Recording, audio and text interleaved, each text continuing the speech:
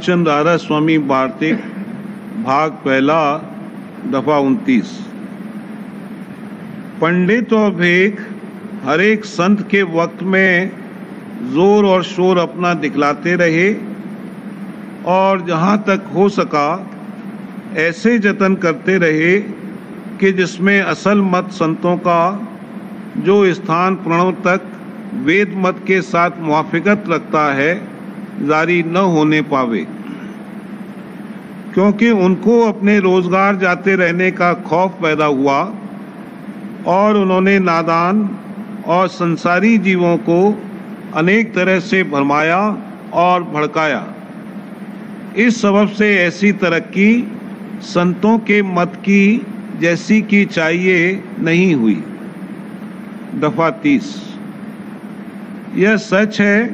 कि अमूमन कुल जीव अधिकारी संत मत के नहीं हैं, यानी जो जीव विषयी यानी भोगी हैं और उनको सच्ची चाह अपने मालिक के मिलने की या अपने जीव के उद्धार की नहीं है, उनकी अक्ल इस मत के समझने में हैरान होती है। और जो कि पुराने इष्ट पहले से बंधे हुए हैं, उनके छोड़ने और संतों का इष्ट बांधने में उनको दिक्कत मालूम होती है। और चूंकि पंडित और भेख उनको डराते और भरमाते हैं, इस सबब से उनका दृढ़ निश्चय इस मत पर नहीं आता है। और संतों की यह मौज है कि वे जारी होना आम इस मत का बिना निश्चय किए हुए और बिना समझे हुए भेद के पसंद नहीं फरमाते हैं। किस वास्ते कि ऐसा अकीदा फिर वही सूरत पैदा करेगा जैसी कि आजकल अवतार और देवताओं की पूजा में हो रही है। यानी जाहिर में लोग इष्ट राम और कृष्ण और महादेव और विष्णु और शक्ति और ब्रह्म का रखते हैं और हकीकत में धन और स्त्री और औलाद और नामवरी के आशिक और अधीन रहते हैं।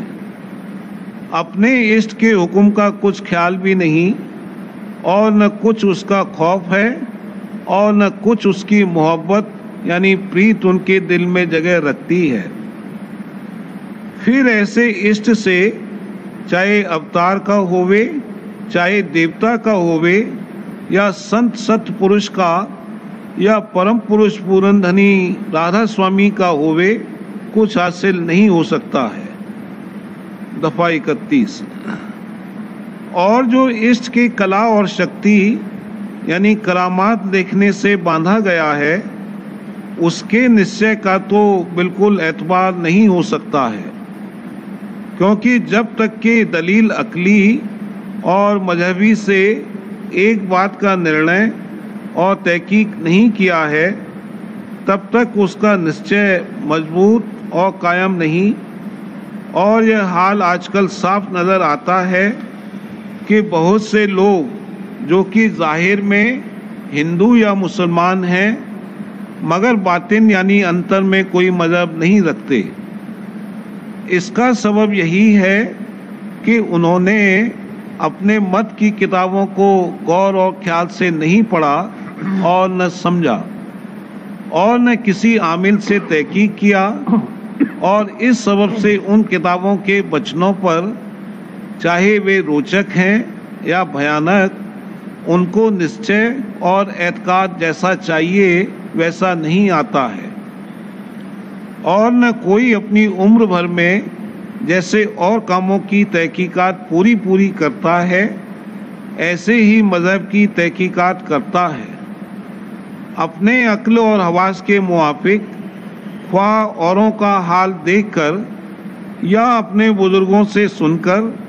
हर एक शख्स चाहे जिसमें अपना इष्ट बांध लेता है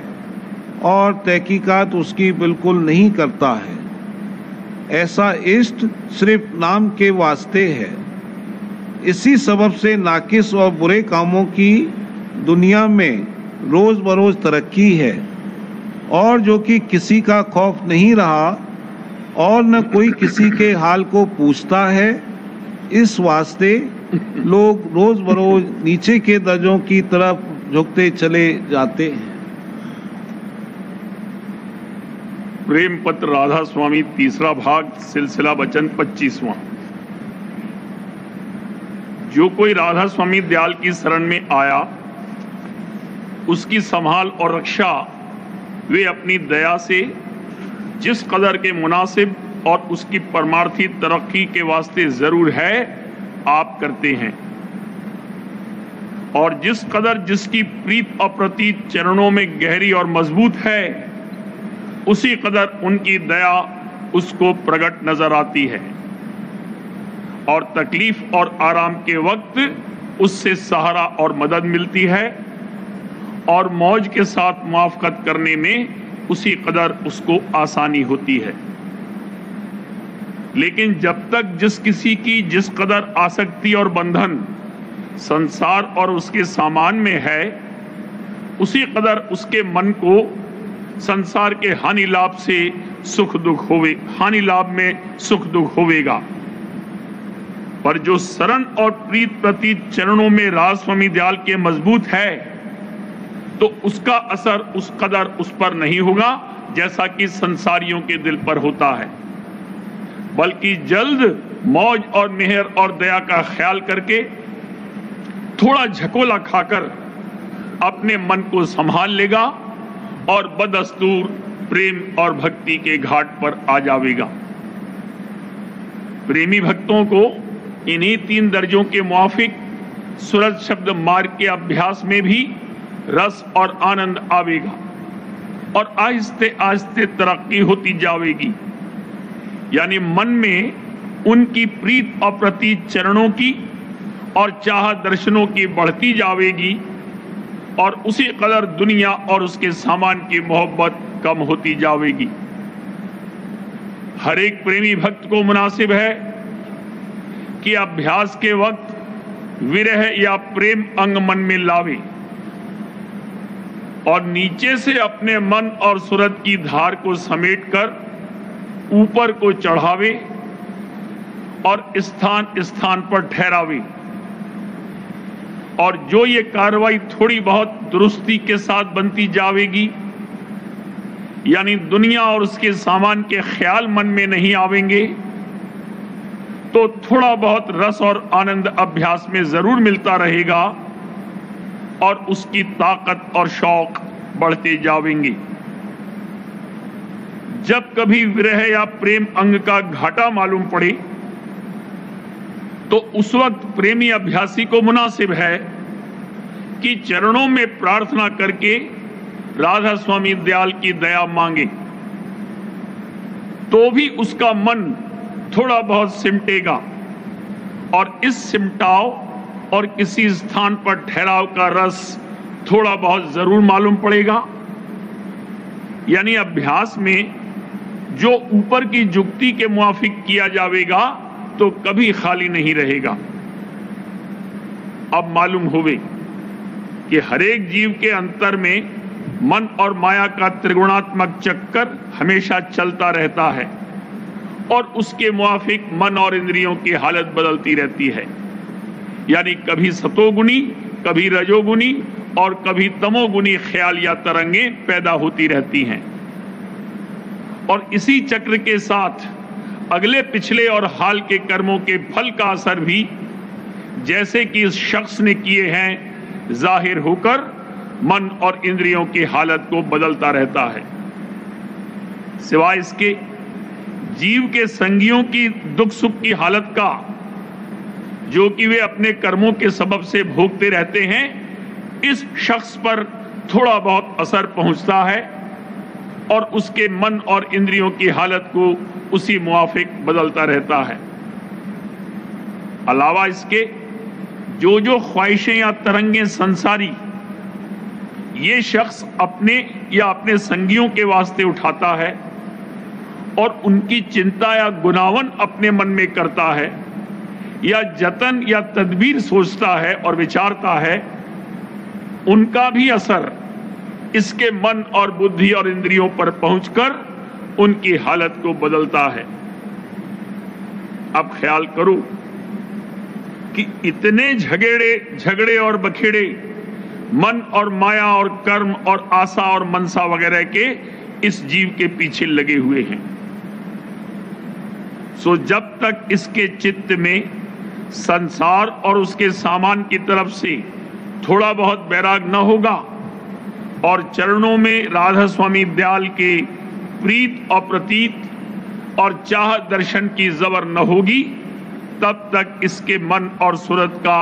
अंतर में सिमटाव और चढ़ाई दुरुस्ती से नहीं बन पड़ेगी। इस वास्ते प्रेमी अभ्यासी को मुनासिब है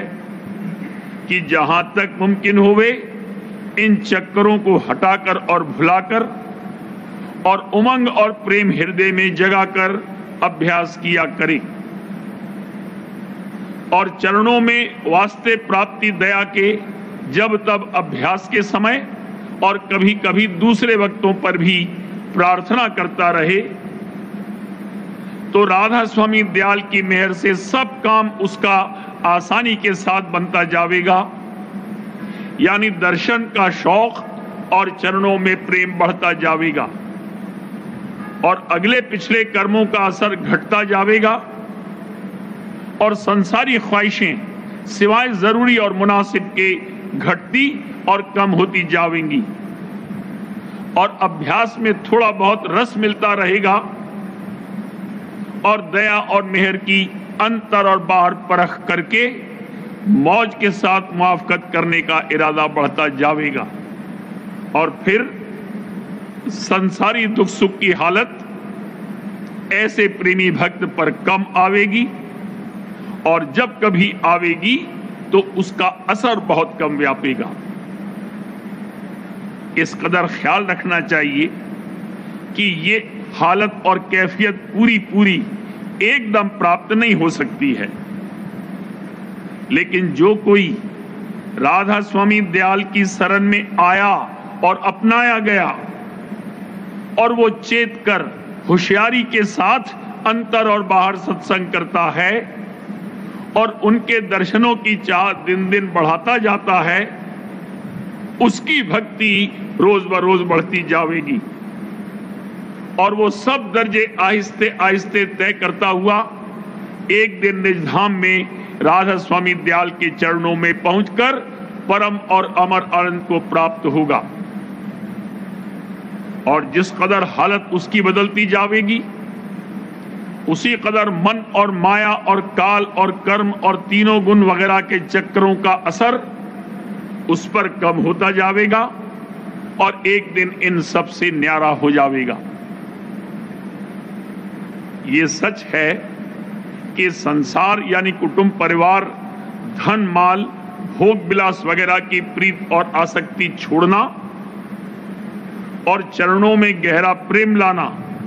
यकायक मुश्किल है, लेकिन जो भाग से कुल मालिक राधा स्वामी दयाल और संत सदगुरु या साधगुरु और उनके सत्संग और अभ्यास की युक्ति में प्यार आ जावे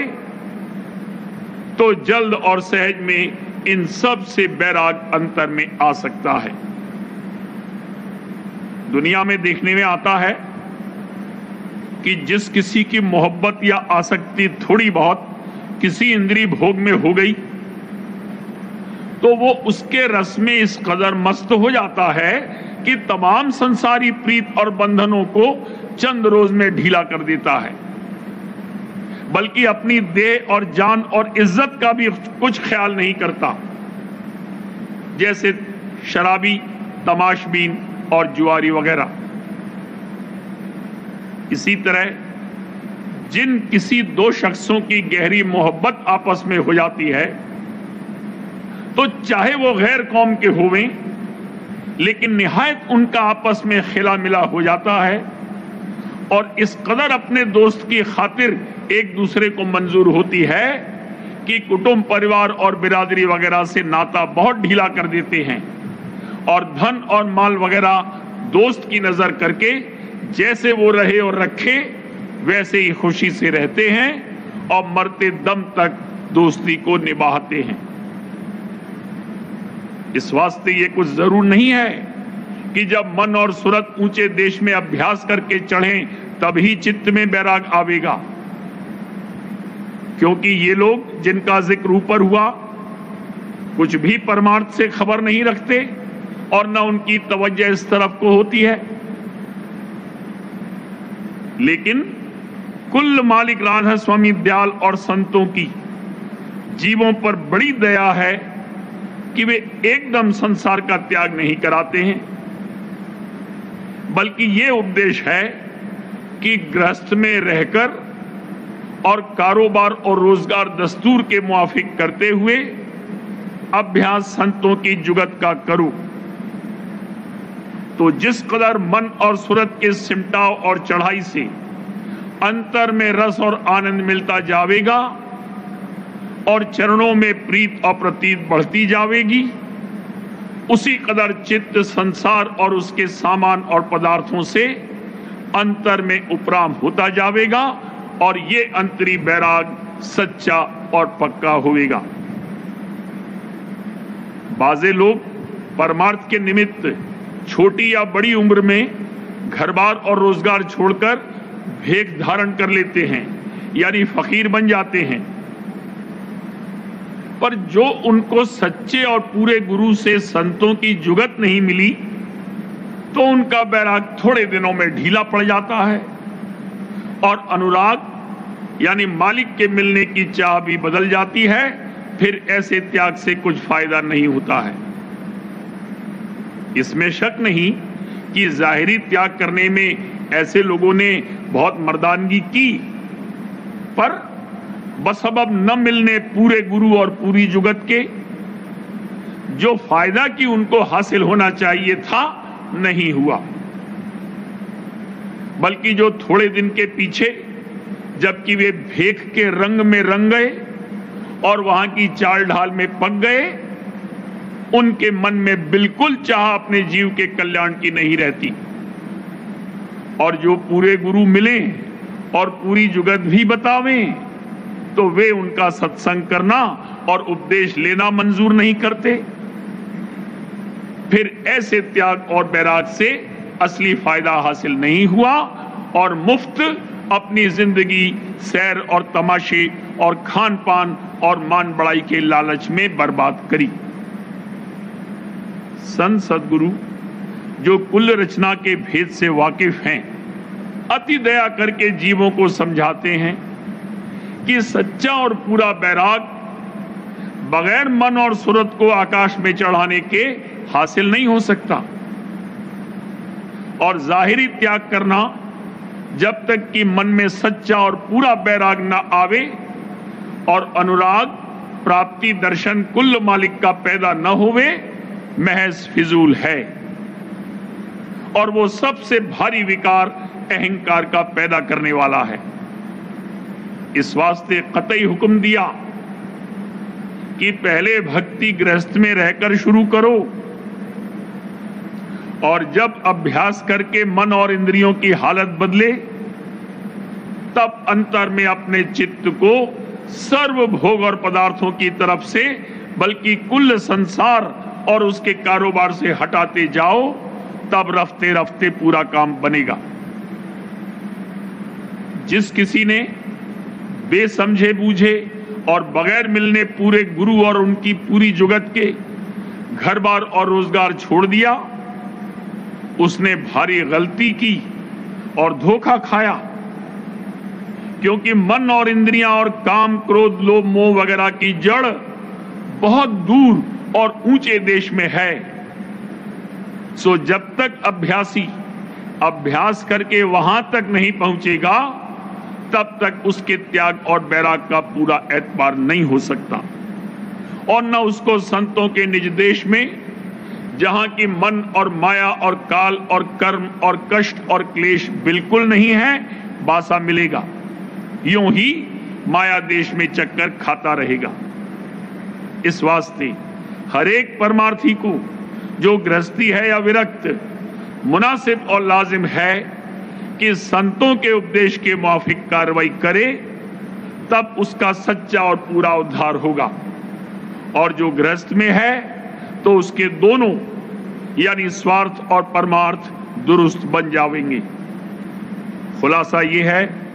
कि संसार और उसके सामान और पदार्थों से बैराग चित्त में आना बहुत कठिन नहीं है, पर शर्त यह है कि सच्चे मालिक के चरणों में प्रीत आ जावे और संतों की जुगत का अभ्यास दुरुस्ती के साथ बन पड़ी, कि जिससे मन और सूरत दिन दिन ऊंचे देश की तरफ चढ़ते जावें और जो सच्चे मालिक का भेद और उससे मिलने की जुगत संत सद्गुरु या उनके सच्चे प्रेमी से न मिले तो उस बैराग का पूरा पूरा एतबार नहीं हो सकता और न उसका असली फायदा यानी अंतर में रस और आनंद का मिलना और दिन दिन मालिक के चरणों से मेल होना हासिल होगा।